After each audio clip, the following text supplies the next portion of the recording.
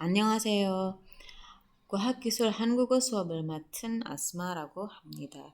Oke, baik. Kali ini di pertemuan yang kedua kita akan membahas tentang klasifikasi jenis industri Korea di Indonesia gitu. Jadi jenis-jenis industri Korea di Indonesia itu ada apa saja gitu kan.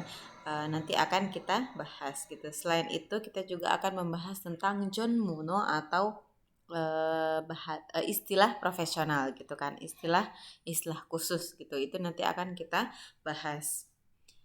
Oke, di sini ada beberapa pokok bahasan gitu. Yang pertama tentang Jonmuno atau tadi ya istilah khusus gitu, istilah profesional gitu kan. Jadi Jonmuno itu apa gitu, ditinjau dari segi bahasa atau linguistik. Nah selanjutnya Gwahak Gisul Hangugo는 mu엇인가 gitu. Jadi sebenarnya yang dimaksud dengan Gwahak Gisul Hangugo itu apa sih gitu kan. Kita mungkin taunya sekarang ya udah belajar bahasa Korea gitu, tapi Gwahak Gisul Hangugo itu apa gitu kan. Jadi bahasa Korea untuk industri dan teknologi itu apa gitu secara khususnya gitu. Ini ada hubungannya nanti dengan Jonmuno. Lalu yang ketiga, 주인 한국 산업 종류 atau jenis-jenis industri Korea yang ada di Indonesia gitu. Jadi akan ada 3 pokok bahasan kita pada kali ini. Nah, yang pertama tentang Jonmuno, dari kata Jonmun ya. Jonmun itu kan profesional gitu kan. Lalu O di sini bahasa gitu. Jadi bahasa yang digunakan secara profesional atau istilah-istilah khusus gitu. Nah, jadi kadang ada suatu kosakata yang dia mengalami ekspansi atau maknanya itu menjadi luas gitu kan. Jadi di sini salah satunya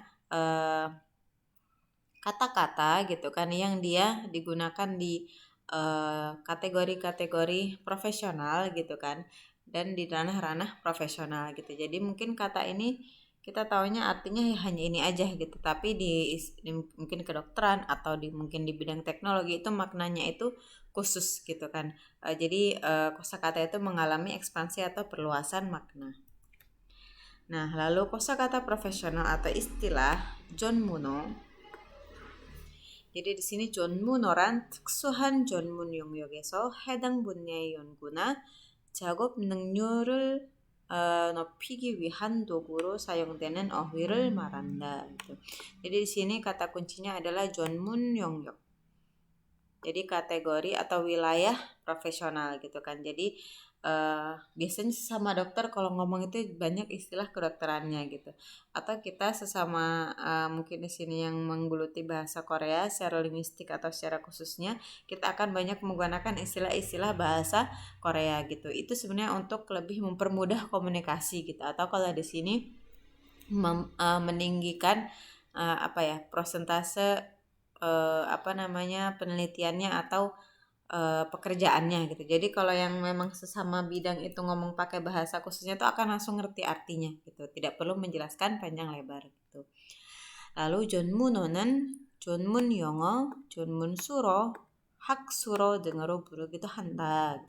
Jadi ini disebut juga dengan 전문 영어, 전문 수로 dan juga 학수로. Lalu 오늘날 학문과 과학기술이 빠르게 발달함에 따라 새로운 전문어가 많이 만들어지고 있다 gitu kan. Jadi karena sekarang apalagi masa sekarang itu teknologi berkembang dengan pesat, maka istilah-istilah atau kosakata profesional itu juga akan banyak dibuat gitu. Mungkin 5 tahun yang lalu, 10 tahun yang lalu kita nggak ngerti apa itu istilah AI gitu atau artificial intelligence gitu. Atau mungkin istilah industri 4.0 gitu, itu kan kita nggak tahu gitu. Tapi semakin dengan berkembangnya teknologi, istilah-istilah tersebut menjadi dibuat gitu kan, dan diketahui banyak orang gitu. 라로 일반 사회에서는 사용되지 않는 전문적인 개념을 표현하기 위해 발생하였으므로 일반적인 어휘와는 구별된다. Jadi biasanya istilah ini memang tidak digunakan secara luas gitu. Mungkin tadi ya istilah-istilah yang saya sebutkan kayak AI gitu atau industri 4.0 itu mungkin akhirnya diketahui secara luas gitu. Tetapi ada istilah-istilah yang memang digunakan hanya dalam satu ranah profesional aja gitu, kayak para dokter yang ngomongnya bahasa itu aja gitu kan, atau para musisi gitu kan, ngomong bahasa terkait istilah-istilah terkait musisi itu ya bagi mereka aja yang mungkin kita kalau dengar kita nggak akan ngerti gitu. Jadi meskipun misal bahasa Korea sudah level 6 gitu, tetapi sejauh sejauh ini tidak pernah mendalam bidang teknologi misalkan, maka ketika mendengar istilah teknologi itu pasti akan bingung, akan harus belajar lagi dari awal gitu, karena memang ya istilah tersebut tidak digunakan gitu kan di masyarakat secara umum gitu. Itu John Muno. Lalu ciri-cirinya ada beberapa karakteristik atau ciri-ciri John Muno gitu. Yang pertama, Imie Daisong. Daisong ini polisemi atau yang maknanya banyak ya. Jadi kayak misalkan kata B dalam bahasa Korea itu kan maknanya ada beberapa ya, ada yang artinya perut, ada yang artinya buah pir, ada yang artinya kapal gitu kan. Jadi kalau kita dengar kata B itu kita bisa punya 3 arti gitu kan dalam otak kita. Tapi kalau Junmuno atau istilah khusus, istilah profesional itu ya maknanya hanya satu gitu kan. Maknanya tidak akan banyak kayak gitu. Jadi dalam ranah kedokteran istilah A itu ya maknanya ini secara detailnya gitu kan. Jadi daisongi cokta. Terus 의미가 문맥에 영향을 좋게 받는다. 문맥 itu di sini apa ya namanya, korelasi gitu kan. Jadi kadang kita kalau berkomunikasi itu pasti biasanya ada konteksnya gitu kan. Si A ngomong apa, terus kita ngomong ini itu nyambung gitu kan. Jadi ada konteksnya. Tetapi kalau istilah profesional itu biasanya lepas dari konteks-konteks komunikasi gitu. Jadi tidak perlu itu diucapkan saat kapan, situasinya gimana, ngomong sama atasan atau bawahan atau enggak gitu, itu tidak ada hubungannya dengan moonmek atau konteks gitu. Karena tadi itu istilah tersebut sudah memiliki makna yang spesifik. Lalu ciri yang ketiga, 감정적인 의미 문제가 개입되지 않는다 gitu. Jadi tidak ada unsur-unsur afektif atau perasaan gitu kan. Jadi kadang kita ketika ngomong bahasa Korea ada kalanya kata gi쁘다, 행복하다, 즐겁다 gitu. Itu punya apa ya? Makna yang secara perasaan kita tuh itu beda gitu, tidak bisa disamakan gitu kan.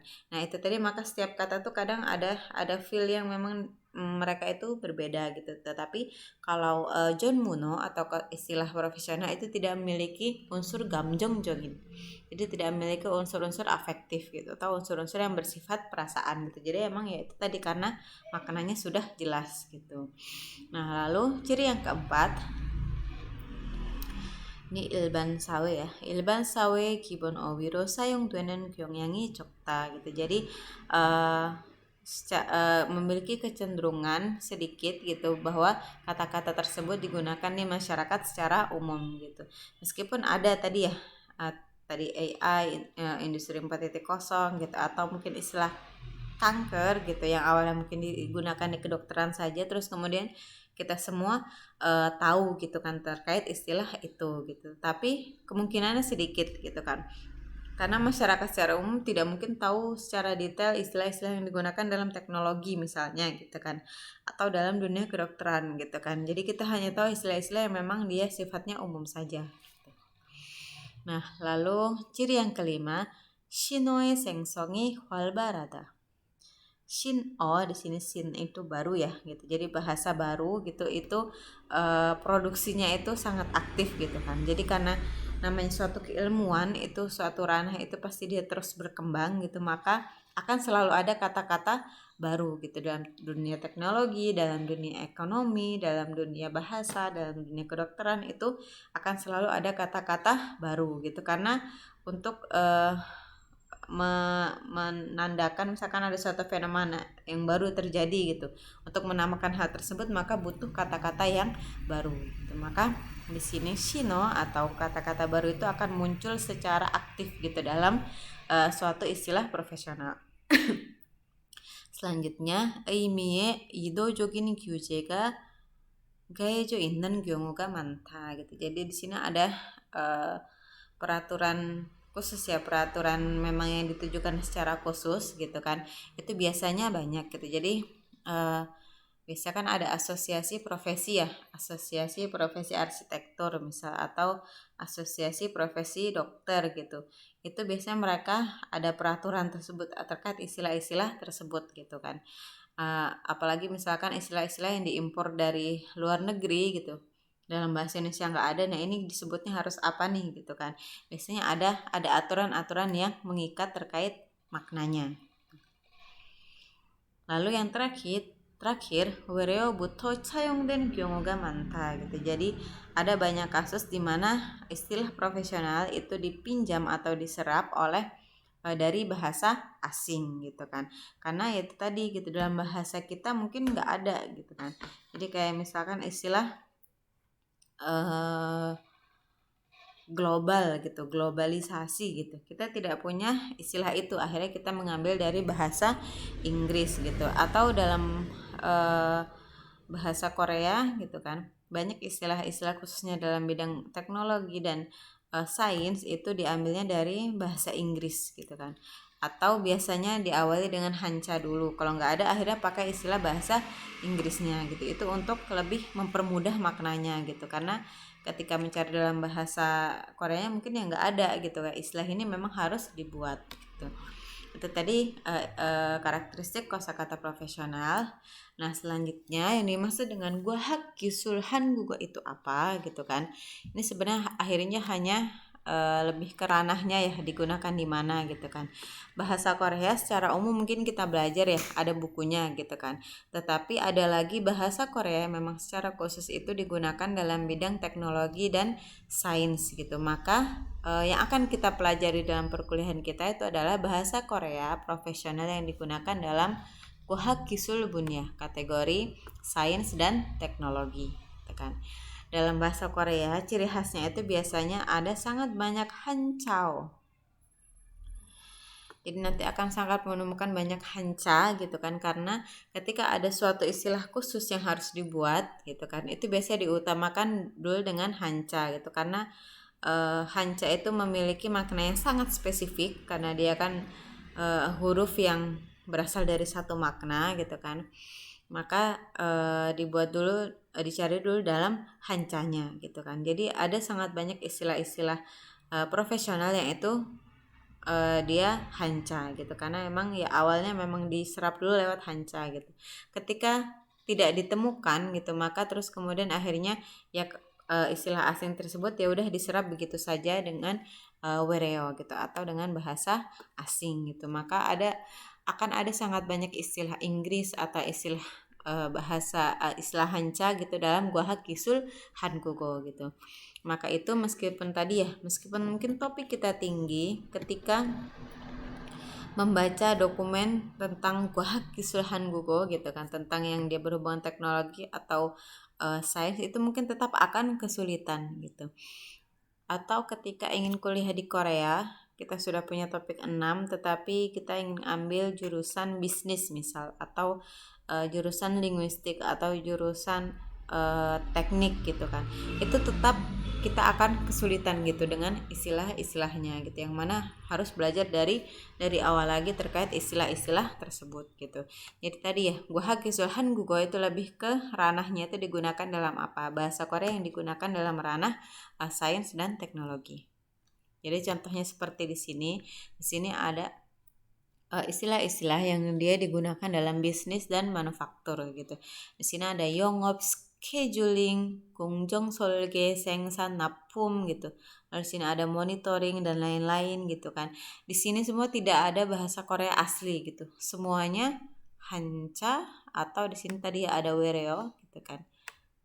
Ada istilah asing gitu, tapi sedikit gitu. Kebanyakan hanca gitu kan. Maka sangat jarang ditemukan bahasa Korea asli seperti mulbab, apalagi ya, olgul gitu dalam istilah khusus gitu. Oke, selanjutnya kita akan membahas tentang jenis-jenis industri Korea yang ada di Indonesia.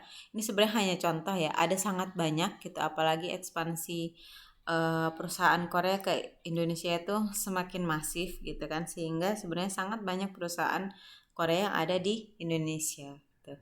Mungkin yang salah satunya yang paling kita kenal yaitu Samsung gitu kan. Nah, Samsung di sini ada Samsung Mobile. Yang di sini STB ini lebih ke network gitu yang membahas tentang jaringan gitu.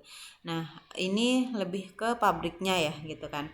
Sebenarnya kan kita mungkin sering ya beli TV Samsung gitu atau kulkas Samsung gitu kan, tetapi pabriknya itu tidak di Indonesia gitu, tapi di Korea atau negara lainnya. Lalu di Indonesia itu lebih ke uh, manufakturnya gitu, disusunnya gitu kan. Yang benar-benar disusun dari ada pabriknya itu Samsung Mobile gitu kan, atau yang memproduksi HP gitu, HP atau tab dan segala macamnya gitu kan. Ini lokasinya di Cikarang gitu kan. Biasanya kalau anak jurusan bahasa Korea bekerja di sini tuh lebih posisinya ke penerjemah gitu, atau mungkin asisten gitu, asisten bujang nimnya atau sajang nimnya seperti itu. Selanjutnya ada Posko. Posko ini juga cukup banyak cabang usahanya di Indonesia gitu kan. Salah satunya ada ICT. ICT ini nanti berkaitan dengan elektrik gitu, alat-alat elektrik dan juga IT. Lalu ada IC di sini, INC yang terkait teknik dan konstruksinya gitu kan. Lalu ada Krakatau Posko, mungkin kalau sering dengar ya gitu kan. Jadi merger antara Krakatau Steel dengan Posko gitu, dan itu memproduksi baja gitu. Lalu ada Posko Deu. Ini antara Posko dengan Deu gitu kan. Di Korea Posko sama Deu itu perusahaan terpisah gitu, tapi di sini jadi satu gitu kan. Dan ini bekerja sama dengan PT BIA terkait dengan penanaman kelapa sawit gitu kan di Papua gitu. Jadi Posko cukup banyak cabangnya gitu. Ini rata-rata ini di Cilegon kalau ini gitu kan. Ada yang di Jakarta tuh biasanya kantornya gitu, tapi untuk pabriknya itu biasanya di Cilegon gitu. Nah, selanjutnya Korindo. Korindo ini juga cukup banyak cabangnya di Indonesia gitu kan, mulai dari perkebunan, produksi kertas, konstruksi dan industri berat gitu. Jadi industri berat itu biasanya berkaitan dengan baja, besi dan segala macamnya gitu. Lalu logistik juga ada, real estate, bahkan finansial itu juga ada. Finansial di sini biasanya ada asuransi, ada perbankan dan lain-lainnya. Kantor pusatnya ada di Jakarta. Nah, lainnya itu ada Hankook Tire, jadi ban mobil ya gitu. Ada LG, LG sini lebih ke LG elektronik gitu. Jadi yang produksi barang-barang elektronik rumahan, jadi TV, kulkas, mesin cuci dan segala macamnya. Lalu ada Cheiljedang, CJ ini dia industri kimia gitu, jadi pupuk, obat-obatan dan lain-lainnya gitu kan. Lalu perusahaan tekstil itu juga sangat banyak di Indonesia. Perusahaan tekstil yang sajangnya itu orang Korea gitu kan. Jadi jenis-jenis industri Korea di Indonesia itu cukup banyak gitu kan. Tidak melulu yang bersifat tadi itu ya teknologi gitu kan atau industri, tapi juga ada banyak cabangnya gitu. Ada finansial tadi kan. Bahkan ada juga yang dia pendidikan dan lain-lainnya gitu. Ya, tadi ada ICT, ada manufaktur, ada elektronik, ada logam dan gas, ada perkebunan, kimia, tekstil gitu kan. Ada juga finansial, maka Bank Korea itu cukup banyak gitu. Ada mungkin Bank Uri Saudara ya kalau di sini gitu kan. Lalu Bank Hana Bank gitu kan, atau KB dan lain-lainnya, atau biasanya lebih banyak menyasar ke asuransi. Itu juga banyak gitu. Real estate itu juga cukup ada gitu kan. Bidang pendidikan juga saat ini ada gitu, khususnya yang berhubungan dengan pendidikan online gitu. Jadi seperti Kowei dan lain-lainnya gitu kan. Dan pun dengan perusahaan lainnya gitu. Jadi ketika kita mempelajari Guhak Kiswahan Gugo gitu kan, sebenarnya nanti ranah pekerjaannya itu cukup banyak di Indonesia gitu kan. Tuh, jadi salah satu tujuan kita mempelajari bahasa Korea untuk industri dan sains itu adalah agar kita mengetahui secara detail, secara permukaan saja sebenarnya gitu kan, seperti apa sih bahasa Korea yang digunakan di bidang tersebut gitu, sehingga nantinya ketika kita bekerja di bidang tersebut akan lebih mudah gitu mengenal istilah-istilahnya, itu tidak dari nol gitu kan, seperti itu. Baik, itu tadi yang sudah kita bahas mulai dari pengertian Jonmuno atau istilah profesional, istilah khusus gitu kan. Lalu terkait Gua Kisuhan Gugo, dan yang terakhir yaitu jenis-jenis industri Korea yang ada di Indonesia gitu. Baik, sekian untuk pertemuan kedua kali ini. Saya akhiri. Suga sesemnita.